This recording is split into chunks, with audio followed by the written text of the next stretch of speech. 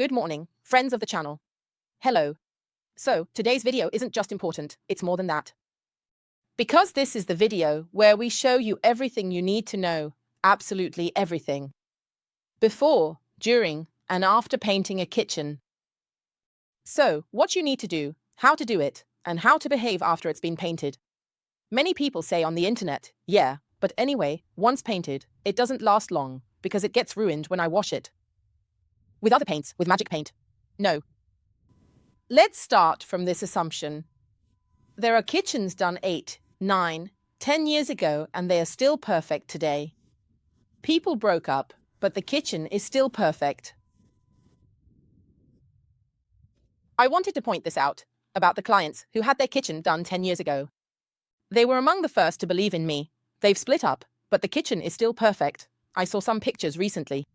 Magic Paint is above everything, even divorces. Let's start.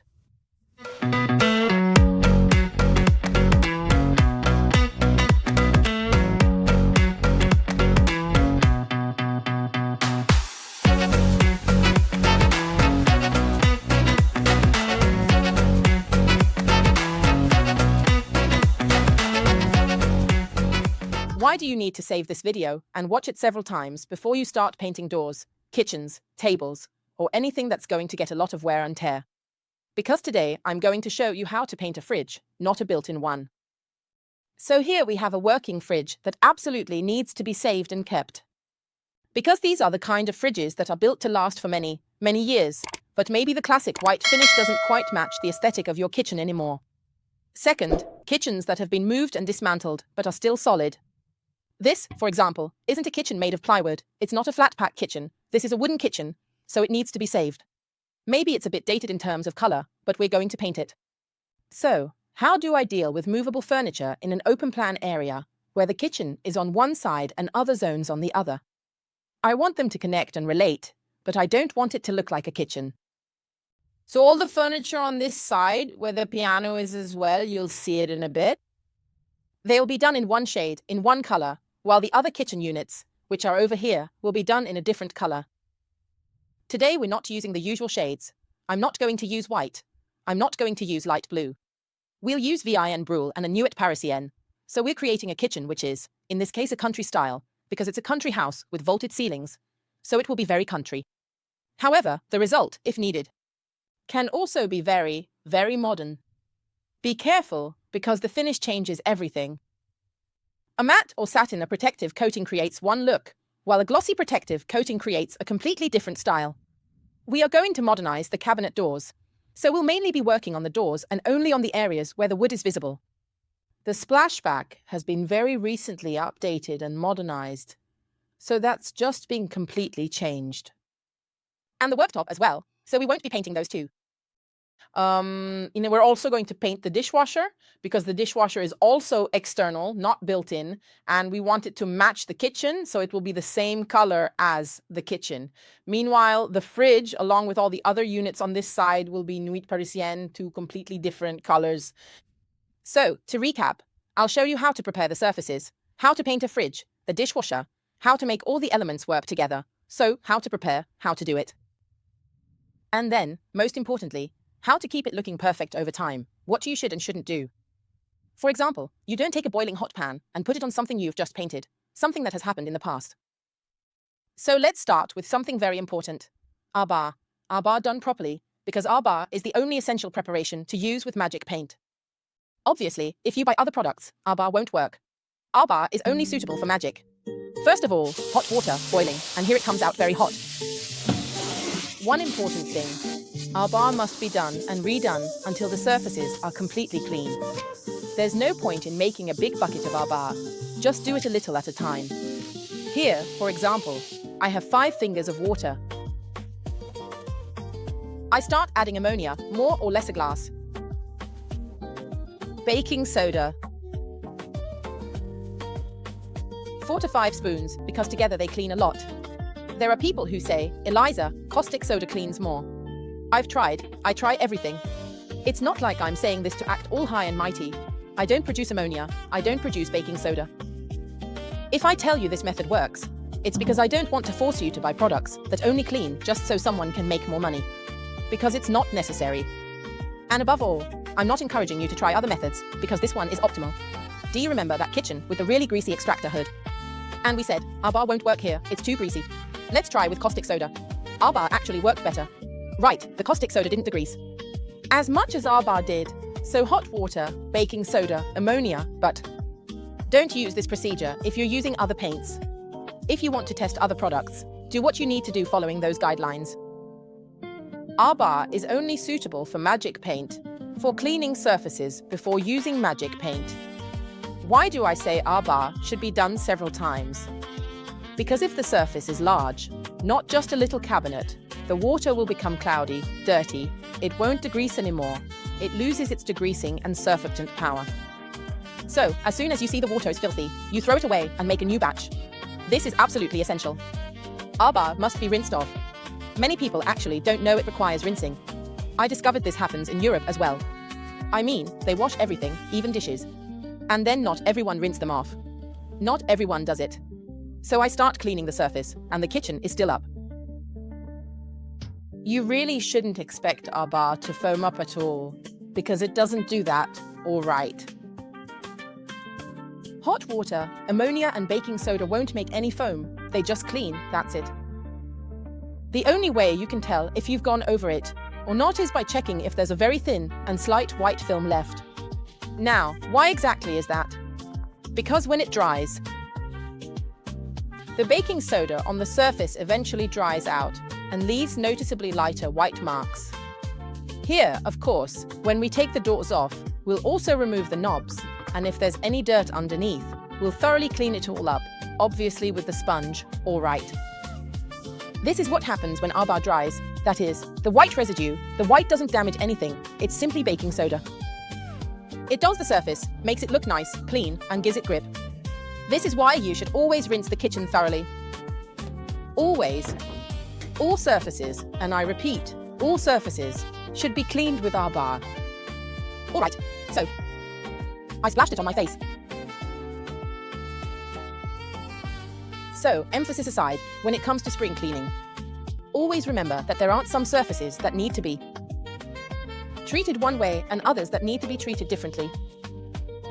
So please, always remember, even if the surface is very smooth, very shiny, it's absolutely essential to always do this cleaning treatment. There are people going around saying, it's better to give it a sand and dull the surface. Good for you, well done. If in 5 years you get tired of this fridge and want to bring it back to how it was before, just use my biodegradable paint remover, strip it, and it'll be white again. All the professionals in the field who are still stuck on these very archaic, old guidelines and insist in every way that sanding is always the best thing simply don't know a lot of things. They don't know that, first of all, chemistry has made huge strides and that now there are products that really adhere, like Magic Paint, without primer, without undercoats, without adhesion promoters. But above all, sanding surfaces is actually harmful, it's problematic. First of all, this surface is glossy. It doesn't bring out tannins, it doesn't bring out wood stains, the essences, nothing comes through if you leave the glossy coating. All right. So, what do you need? Yes, a quality product, one that doesn't skimp on raw materials. So does Magic Paint adhere well. It adheres perfectly to glossy surfaces. But above all, we can repaint any type of surface, laminates, plastics, glass, everything with Magic Paint. But you mustn't sand, you'll ruin the surfaces for no reason. Trust me, by quality, by Magic Paint, and why? Because it's a different level, it's a whole other one. Now I'll do our bar, otherwise we'll never finish.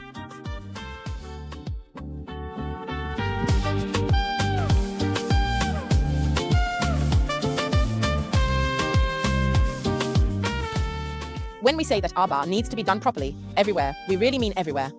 This here, for example, is a solid wood skirting board, over 20 years old. Scavellini brand.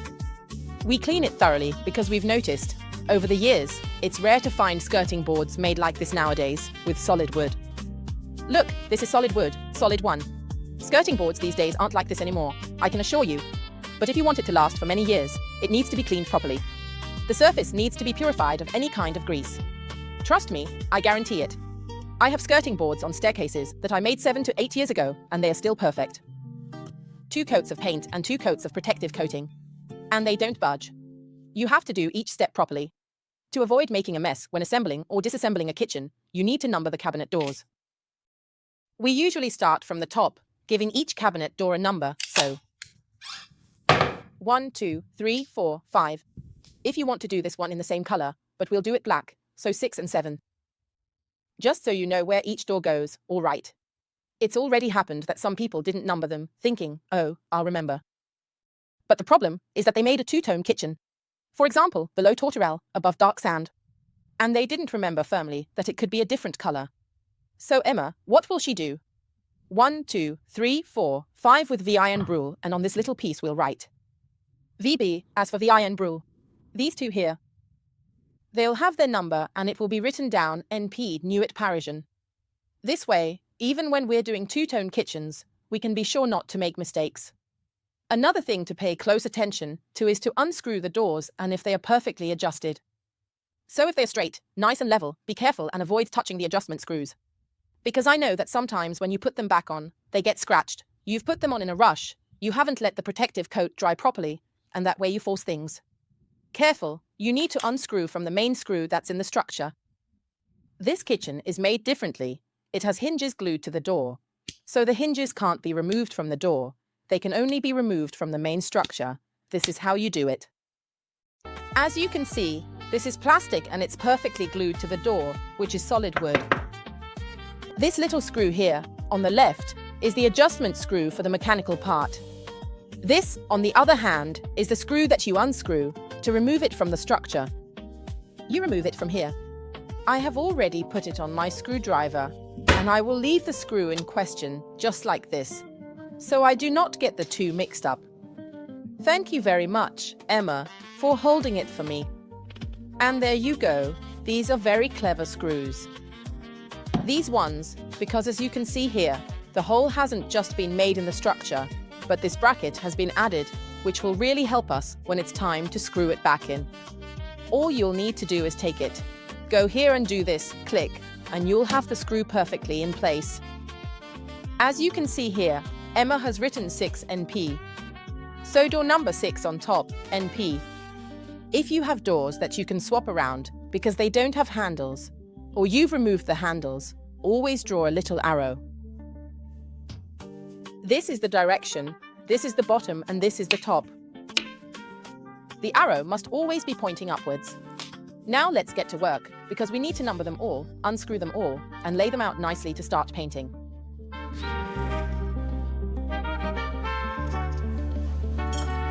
Now that all the doors have been removed and numbered, which is very important, the color is also written down. Remember this if you're using two colors. I'm going to remove the knob as well. Then I put it in this bowl where I add water and soap and leave them to soak for a bit, so they get degreased. Since we're at it, let's make sure we do a proper job. Here I've got a little knob that's really easy to remove because it only has one little screw. So I hold it steady at the back, and here at the front, I unscrew the knob like this. I take everything off, and in the meantime, I also take the opportunity to give the surface underneath a good clean, because obviously it's a bit dirty here. So make sure you always clean everything really, really well, including the part underneath. This knob needs to be put back together, don't forget. Don't go scattering all the pieces around. All the parts need to be put back together. I even close it up with its own screw. When I go to reassemble it, I'll take it out dry, nice and clean, and I'll put it back together completely with its original pin. Don't mix up the pins. Sometimes they have a different thread compared to the screw, and it makes things difficult. I take it, put it here in water and soap, so we can clean them even more. Every kitchen has its own peculiarities. This kitchen isn't that simple because, as you can see, it has lots of grooves. This big groove, these notches here. This shows you that it's not a kitchen you can just do with a roller. You grab it and go. I mean, a good roller like our long pile roller, which we're using today, really lets you get a super colorful surface straight away, with very little effort. But the more molded the panel is, the more careful you need to be. First use the brush, then the roller. Emma and I are pretty well practiced. Yes, definitely. I've done kitchens definitely much bigger than this in no time at all, unfortunately for us, because there wasn't much time, especially during the shooting of the TV series. So we're used to working to tight deadlines. She goes ahead with the brush. I follow behind with the roller. This way, we manage to get a nicely painted surface quickly. Why do I say it's essential to be quick? Because if you go over everything with the brush, getting into all the grooves, and then an hour later you go over it with the roller, you'll make a mess. Because inevitably, in the spot where you've used the brush first, you'll have gone over the edges a bit, especially in this spot, where there's the smooth part, and I'll be working with the roller, you'll see that little streak. But then you'll ask me, why don't you just do it all with the brush and be done with it? Because with the roller, the effect is really, really cool, okay? Because with the roller, you waste less paint. I know brush lovers will say that's not true, but I can assure you it is. With the new Magic Paint rollers, whether short, medium, or long pile, you really do save a lot of paint. And think about it as well. I mean, if you want to save, what's the point in doing a kitchen with Sophio? When everyone knows that, by definition, whites cover less than colored paints, and optical white covers even less. Do you really insist on doing a kitchen with Sophio? All right, but at least give it a base coat, maybe with a more covering white. Apply a coat of clear sand underneath. And then on top, you can give it a coat with Sophio. This way, you use less paint than you would if you only used the spray, but obviously, since it's an optical white, it has a lower percentage of pigment and covers much less. But we, who are clever today, we use Vin Brulé, which is a color with a significant amount of gray, because it dulls the percentage of red pigment and really tends to cover a lot. And Nuit Parisienne as well, it's not a modern, cool black, it's very warm, with pigments inside that are definitely very opaque. If you decide to do a kitchen with Vin Brulé, you spend a third less compared to doing a light-colored kitchen. Take note, Vin Brulé and royal green, sunset blue, but also Russia and dark sand. The more you use these colors, the less you spend, so keep an eye on your wallet too. You want to do a good job that lasts for many years, but you don't want to spend a fortune. Think about it and use colors. The first trick we use at Magic Paint to get a super grippy base is mix the product well. So, the protective coating, the color, all in the time it takes to play a song. I've already sung Portativia by Mina, so I'm good to go. And now that I have a creamy mousse of perfectly even color, I'm good. Something else too. The reds, the blues, the deep greens. Sometimes they are much, much thicker. You can see it's like a custard cream. Other times, though, you'll find colors that are much more fluid. It's always down to the percentage of pigment, the mix of pigments inside, that has created this shade. So it's essential to focus on the fact that you can also judge the quality of a color like this by its density. A thick color is a color that's been built up with many different pigments and is very covering. Now we'll put it here directly. Let's do it like this, so at least we show that we're nice and tidy and not making a mess everywhere. We'll rinse this off straight away, so we avoid any mess. And I already know that I'll probably use up a whole can, but I won't put it all in at once. Do you know why? Because Emma will be working with a brush and takes the paint directly from the can. Whereas, I will be painting with the roller and take the paint directly from the tray. It's very important to do one thing before using the roller. What do we do, Emma? We tape it up. Well, that's how you do it. You take the masking tape, keep the handle in place, thank you. You wrap it around the whole roller, whether it's new or has already been used. Our microfiber rollers are exceptional. I press this down well, but it's important that before you use it, you do this job here, all right? This way, I've brushed the cat, so now I have a super fluffy roller. But above all, jokes aside, I've removed some hairs that could have got stuck here and might have come off in the shade in the color. This way, I won't end up seeing little white or light hairs when I'm applying even very dark colors. This step is very, very important. This is the method we use. If you can copy it, you'd be doing us a favor. That way, at least we're all on the same page. Look, pointed brush, number 2, very important. I go right into the depths, pressing into my cabinet door. I mustn't let it build up, and that's really important. It's not like I have to cover everything straight away, even though Vin Brulé is an amazing color that covers a lot. And of course, I need to be careful to get into the groove as well. This particular groove up here needs to be covered completely straight away. And then, while I'm here with the brush in hand, I might as well do this little bit straight away. Right here, this little bit right here, and this little bit over here, and even this little bit right here. And if I am feeling really good about it, I will even make sure to do this little bit all along the outer edges. This way, all of the recessed parts, all of those small nooks and crannies, are completely covered. Now we are good. Just like that, and I solved a problem. You will not necessarily need to apply the paint quite so deeply everywhere when doing the second coat, because for some of those deeply recessed parts, the first coat will be more than enough. You see, this groove has been thoroughly painted and we're absolutely ready to go. I load the roller. Really pay attention to this step, all right. First of all, the longer the nap on the roller, the more paint it holds, but this roller is clever too, because the more paint it holds, the better it spreads it out in a self-leveling way and the fewer passes you need to make. So I drain it now, but it is still a very heavy roller because it is completely full of paint, and now we go straight onto the cabinet door.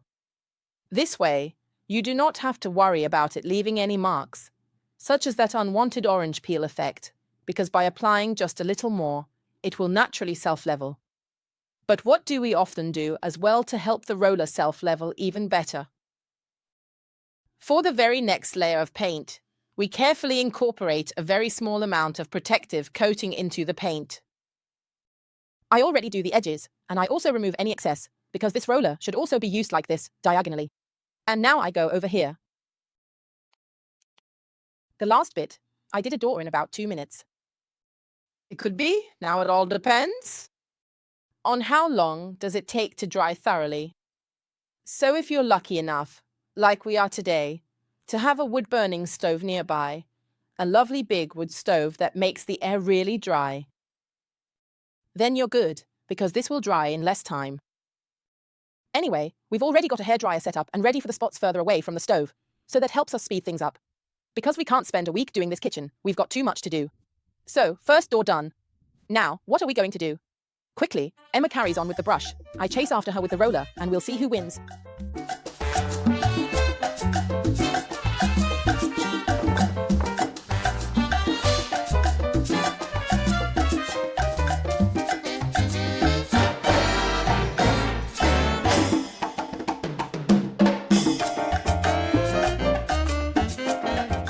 It's been about 3 hours and we've let all our doors dry very, very gently.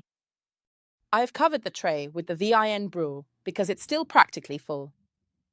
So we've done 2, 4, 6, 7, 8, 9 doors. We've still got half a can left. So for a kitchen this size, you only need 1 can of Vin Brulé. So when you ask me how much it costs to save that old kitchen, honestly, very little. But don't do it in optical white. That way you'll spend even less. For the second coat, as I mentioned earlier, we add a drop of protective coating to the paint. It helps it to self-level even more. You'll see even fewer roller and brush marks, and above all, the beautiful grain underneath will show through even more. It will also help to create an even harder, more durable surface that will be scratch-resistant over the years.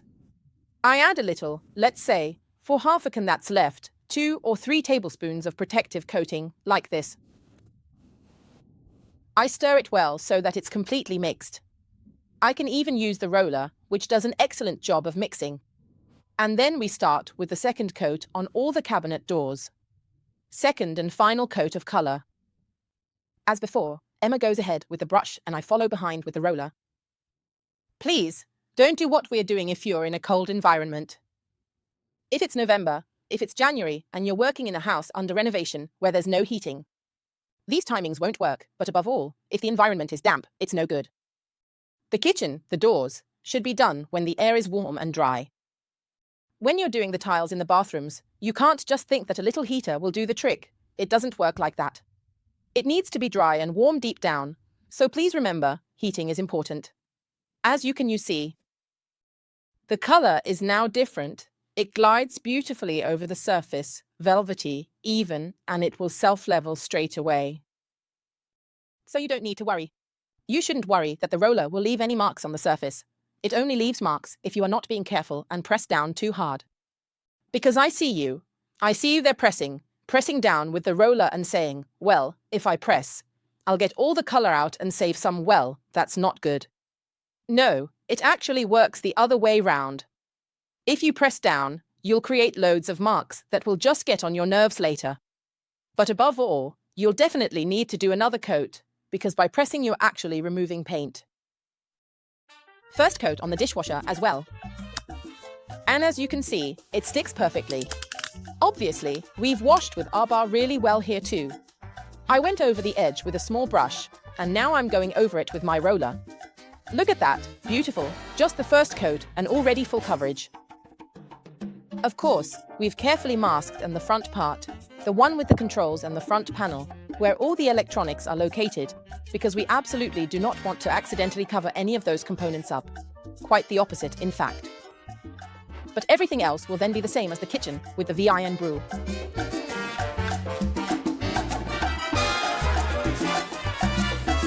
We're already ready for the protective coating, and we've been really quick.